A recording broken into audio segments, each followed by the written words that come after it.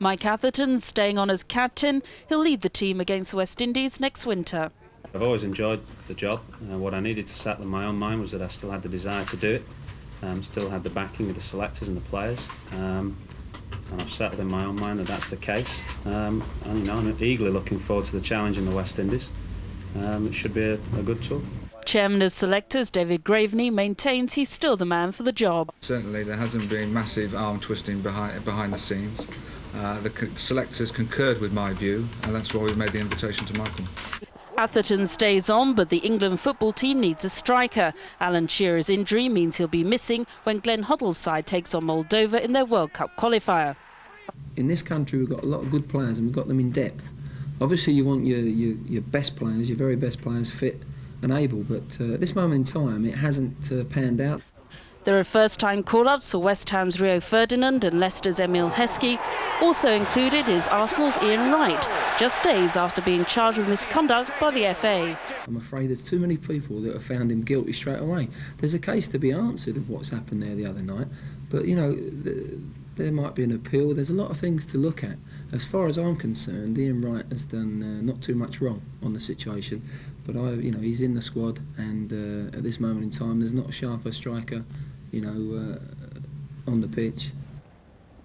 But there was no sharp performance from Britain's number 2, Tim Henman. He's bowed out of the US Open in New York in straight sets. He was beaten by the South African player Wayne Ferreira 6-3, 6-2, 6-4. Thousands of polar bear cubs could die as the temperature rises in the Arctic Ocean. That's the warning from the environmental group Greenpeace, who claim that global warming is melting bears' dens and destroying their food. Aileen Taylor has this report. -1 degree, but getting warmer. The changes are very slight, less than a degree a decade, but the effects are enormous, according to Greenpeace. They say warmer temperatures bring earlier thaws, which mean the bears' ice dens collapse, exposing cubs to the harsh Arctic weather too soon. The reduction in ice affects the entire fragile ecosystem, from seals to fish, which is the bears' food. Even a very small rise in temperature means that there will be a drastic reduction in sea ice, as much as 50%. And that will affect the ability of the under-ice algal community, of which every ice-dependent species is dependent on, will cause a ripple effect up the food chain to the polar bears. Evidence of global warming is patchy, but most scientists now agree that the climate is changing. The arguments are over how to deal with it. They'll be heard in full when world leaders meet at the next Earth Summit in Japan in December. In Spain, it's Harvest Festival, and the local tomato growers have been celebrating in their usual style, with a massive food fight. Thousands of people pelted each other with juicy ripe tomatoes in the annual fiesta that takes place in the village streets. Only tomatoes that can't be sold are used as ammunition, so there's no waste. Wearing swimsuits, the revellers sloshed about in a sea of red tomato juice. Now, forget the Great Barrier Reef or the Dead Sea. For the dedicated diver, there's a new challenge ahead, and it's found in mid-Wales. Ed Williams gets to the bottom of the story. Welcome to Allotted Wells, Britain's smallest town and home to the sport of bog snorkelling. Last week, the Mid-Wales town was venue for the annual World Bog Snorkelling Championship. The aim of the event is to swim 2 lengths of a water-filled channel, 110 metres long, wearing just flippers and using a snorkel. The murky sport was dreamed up by local hotel owner Gordon Green. Well, the idea, like most things, started late at night in the bar of the Nias Arms, when we've probably all been drinking a little too much. Competitors are only allowed to raise their heads twice to see where they're going, which can cause problems considering the thick weed and poor visibility. This year's competition, which saw relatively perfect conditions, drew an international crowd, including first-timer American Doug McEwell. It's real murky. Oh, right, I see. And real, a lot of stuff in the water. A lot of weeds, but fun to do. This year's winner was local lifeguard Peter Beaumont. It was great, yes. I tried a few sports and finally found one that likes me. He clocked up just 43 seconds on the course, a new world record.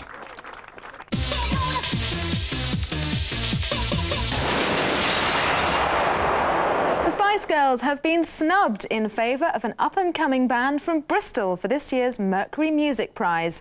Rod McRae reveals who the surprise winners were. The Mercury Prize judges have sprung surprises before, and last night they did it again.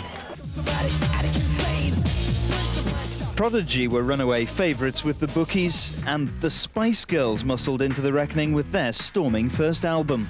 If you wanna be my lover. The Britpop darlings Suede won the prize 4 years ago, but they were playing down their chances this time round, hoping instead that less established names would break through. It may be unfair generally to pit people against the Spice Girls, but I think it's a really good thing, because otherwise these people would go unnoticed. No one, though, expected a Bristol jungle drum and bass band to win. Rony size would represent for new forms.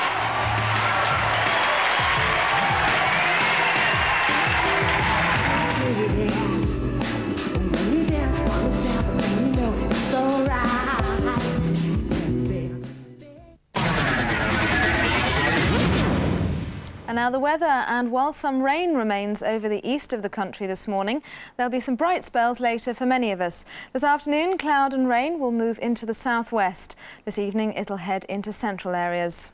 Well, that's all from me. Have a good weekend. Bye-bye.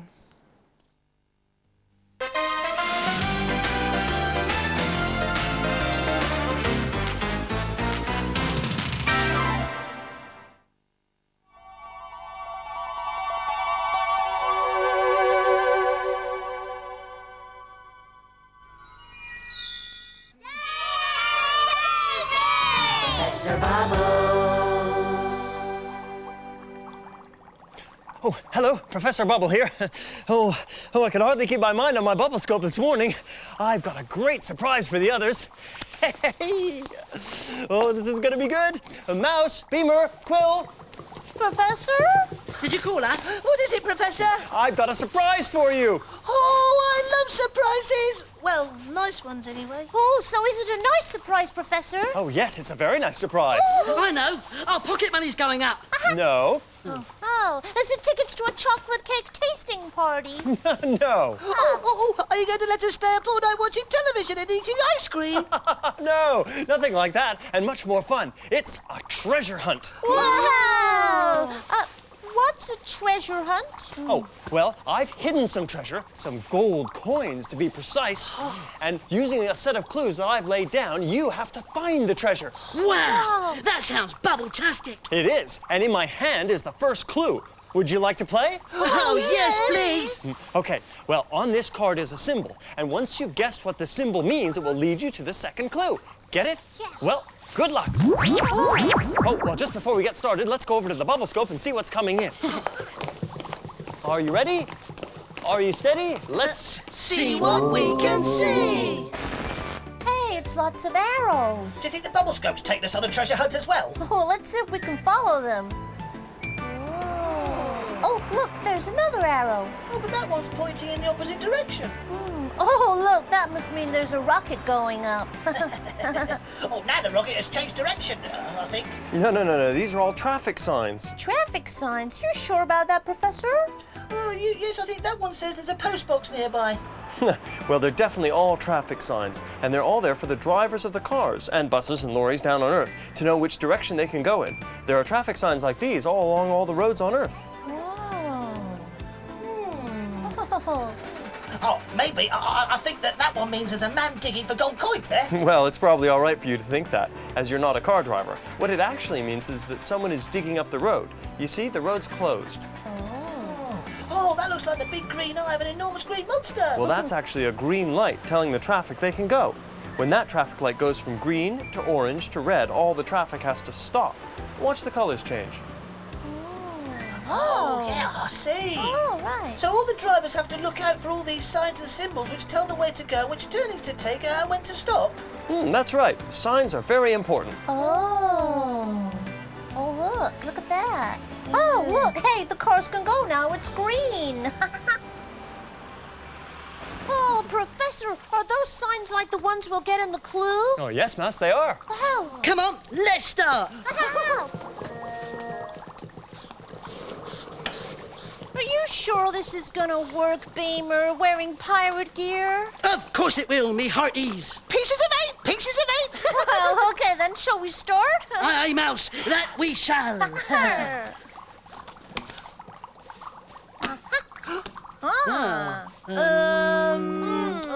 It's kind of tricky, isn't it? Yes. Yeah. No, it isn't. No, we just need to think about it. Now, come on. 3 wavy lines. It must mean something wavy? Wavy, waves. I've got it, it's waves. Waves? But there aren't any waves round here. Wait a minute. It's water. Have you solved the first clue yet? We think so, Professor. We've just got to find it now. Oh, right. Well, why don't you take a break then and help me make some flags? Oh, okay. Yeah. Well, these are a kind of flags called bunting. And really now they're just used for decoration, you see, Mouse. But what they used to do with them is they used to run them up flags, run the flags up ships, and then they could signal to other ships with them. So you could say, you know, I'm going to starboard, I'm going to port, but you can do your own kind of bunting with your own sort of messages on it. For instance, here you could say, it's very, very hot, please send ice cream. Oh, yeah! Or whatever you like.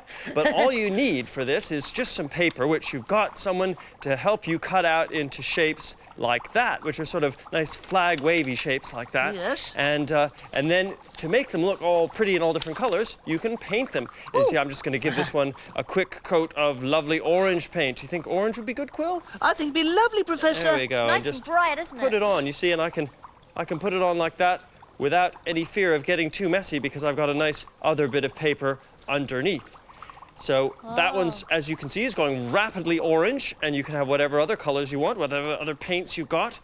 Just get them all nice and covered up like that, and then you can go ahead and paint your design on them. And I'll show you how to do one which is a sort of nice sun coming out of the blue sky. Which is the sort of It's Very Hot flag. And I've got it right here. And I've started out my design. I've just drawn it on first. You see, I've got a nice blue background, and then I've drawn a nice circle in the middle around something. Just put something down and draw around it, and then some nice fiery tails of sun coming out like that. That looks really hot. It is. It looks like a nice hot sun in a blue sky, doesn't it? Makes you think of holidays and all sorts of nice things. And you can just carry on. I've got quite a thin brush here, and I'm just filling in one of the tails like that. Now, you need to put several coats on because you're painting a dark color or a light color over a dark color, so of course you need to keep going. You see the middle is getting nice and bright because I've already put another coat on, and just keep going until you fill that all out and you've got your sun flag like that. And now I'll just move this this wet sticky stuff over here so I can get my line of bunting, and you can see how I've done this. You see, I've just folded over the edge like that, and I'm going to attach it to my string. So the folded edge is a nice bit of a place to put the sticky tape on. Oh, yeah. And here's my sticky tape. Just pop it down on the edge like that. And you can just keep going with all your flags. And then when you flip them over, they're a nice flappy sort of flag arrangement that you can tie onto, I don't know, in your bedroom or wherever you like. Oh, yeah. And here's some rather nice ones I've done. You see, that sort of emergency send sweeties. That says, my little boat's going for a sail. And this is a nice little, oh, that's a bit of a Chromety flag, isn't it? It is, isn't it? Yeah. There's a little pie and a little butterfly, and there's that sun, and you can do whatever you like. And of course, you don't have to stop there. If you like making flags, you could make some flags of different countries, and I've got a few here to show you. This is a nice German flag. You see, that's just a rectangle that I've painted, and here's a nice French flag. You see, I've just attached them on with string like that. That's really beautiful.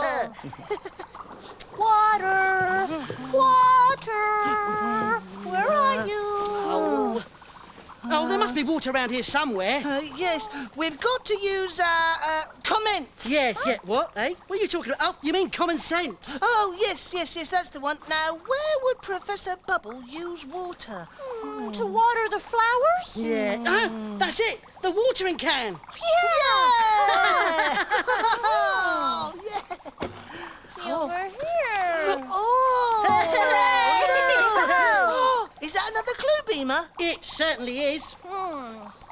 Well, it's an ice cream, and I don't know what that means, but it's sure making me hungry. Oh, dear, there you go again, Mouse, thinking about your stomach. Look, why don't you think about the gold coins? Because I'm hungry. Yeah, well, when we've got the gold coins, you'll be able to buy all the food you want. Oh, yeah! Yeah. Hi, guys. Oh, hello, Chromety. Ahoy there. I'm on my way to see the senior weathermaker. Are you? Why? He wants me to forecast the weather.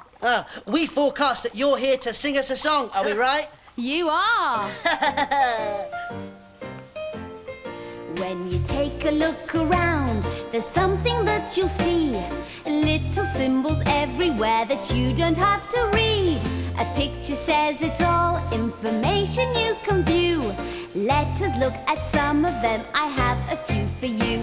If you're in the town, let's say, and you want to cross the street, look out for the symbol now before you move your feet. The red man, he says stop, and the green man, he says go. It's such a very simple thing, but straight away you know. When you take a look around, there's something that you'll see. Little symbols everywhere that you don't have to read. A picture says it all, information you can view. Here's another symbol now, another one for you. If you need the toilet because you've drank far too much juice, when you find that toilet, you'll know which door to use. You will see a symbol of a woman or a man, and then you'll see another one that says, now wash your hands. When you take a look around, there's something that you'll see. Little symbols everywhere that you don't have to read. A picture says it all, information you can view. Let us look at others now, some that you can do. This one says, I can't hear you. And this one, it says hi. This one says, I'm hungry. And this one says, goodbye. And this one says, I'll call you on the phone. See if you can find some other symbols of your own. When you take a look around, there's something that you'll see. Little symbols everywhere that you don't have to read. A picture says it all, information you can view. Sorry, I must go now, I'll say goodbye to you. Great song, Chromety. Thanks, well, I'd better get to that weather appointment. Yeah, whether you like it or not. Oh. Bye, Chromety. Bye.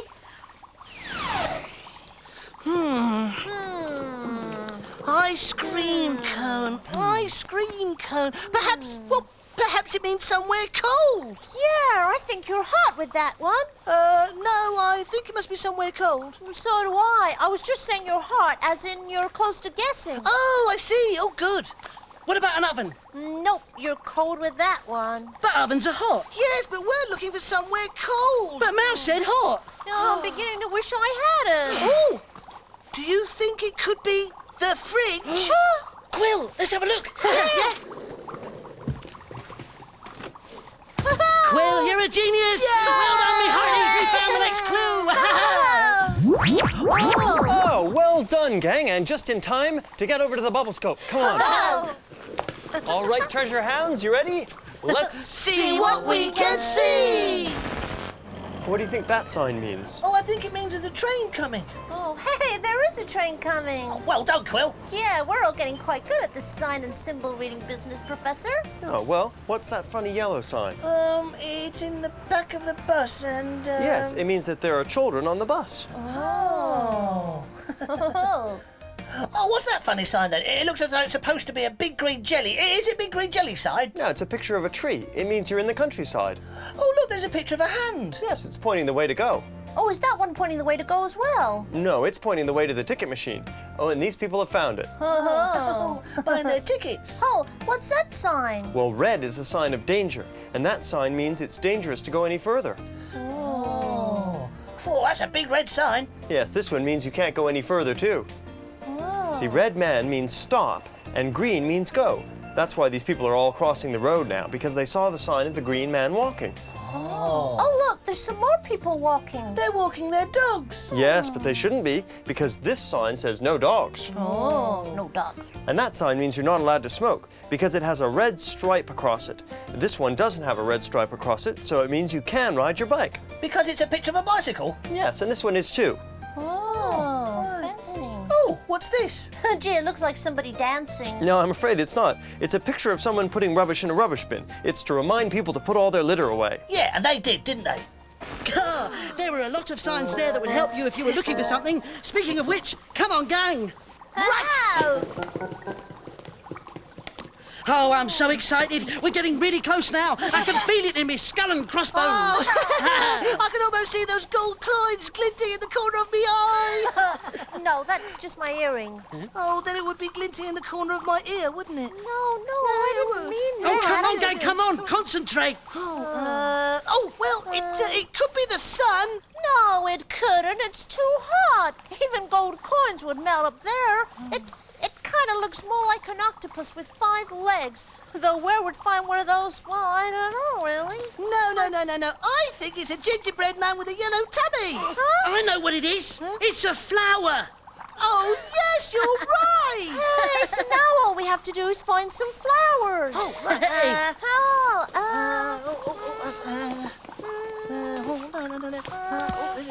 Oh, but there aren't any flowers. No, and I've just thought that we only ever have them when Professor Bubble brings them in from the garden. Garden! That's it! It's the Professor's little indoor garden, the one he made not so long ago. Where did he leave it? There's nothing in the bubble bank. Where did he put it? Yeah! It's not on the stairs. No, here it is!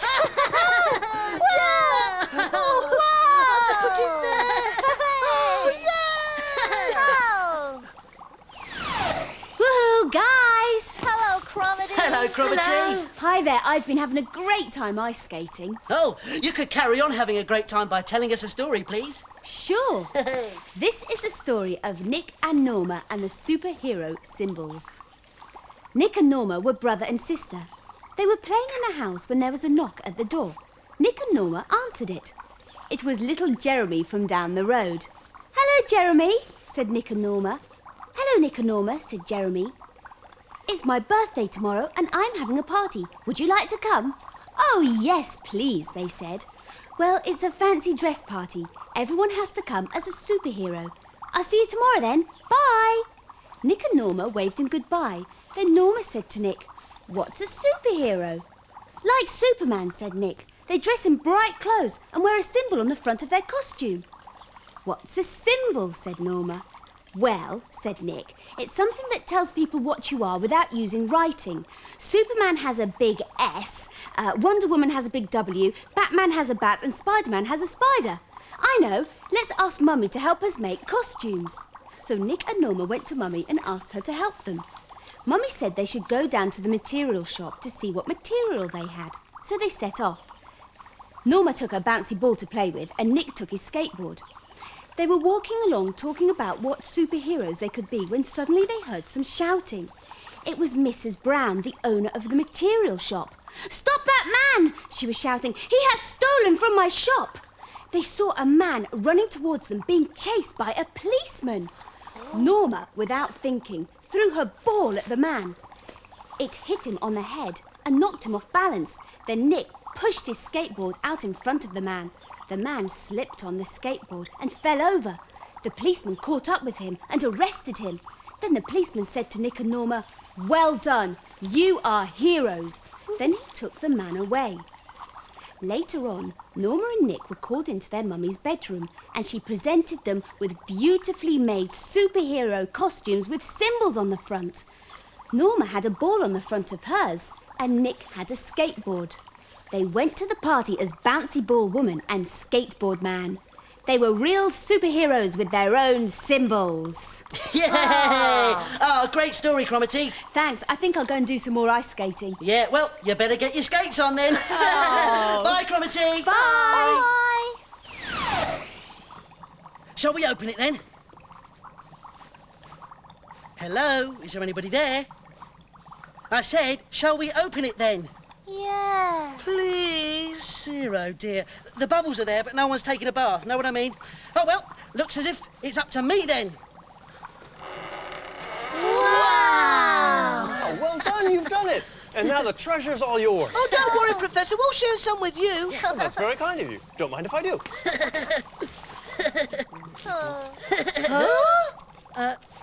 Professor, you just ate a gold coin. Very nice it was, too. Oh, my. Oh, my.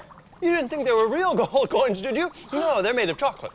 Oh, yes. We knew all along, didn't we, gang? We were just pretending. Yeah.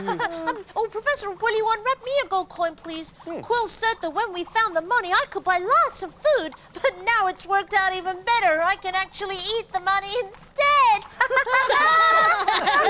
Oh, Mouse. Professor Bubble. Mole in the Hole is back again from next Saturday at 6:10.